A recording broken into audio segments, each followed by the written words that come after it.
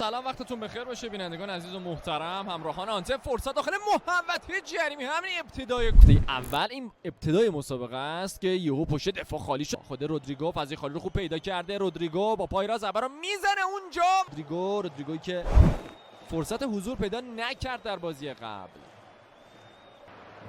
لبه خط حرکت، فرصت برای بازیکن رئال داخل محوطه 6 قدم. شامنی حرکت خوب از بازیکن رئال مادرید داخل محوطه جریمه. موقعیت تک به تک برخورد.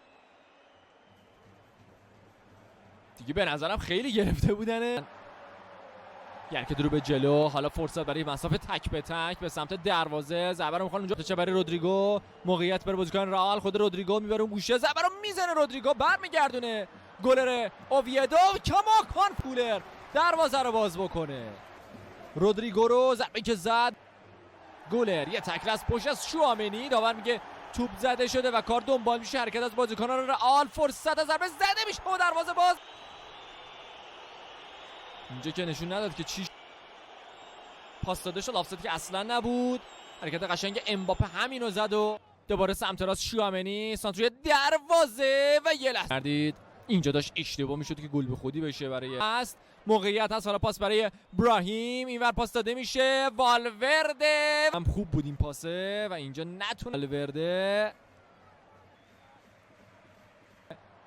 پاسو میندازه. موقعیت برای بازیکن اوویدو و تیر دروازه.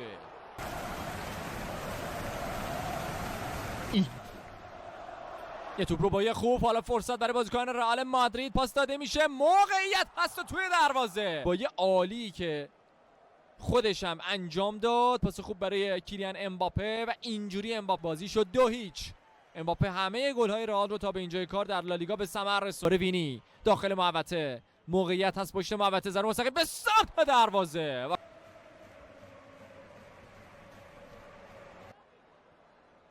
میکارن اونجا. حسن با پای چپ میزنه و کورتوا چه واکنش خوبی داره. بیرون رفت. دقیقه 90 ضربه حسن بد نبود.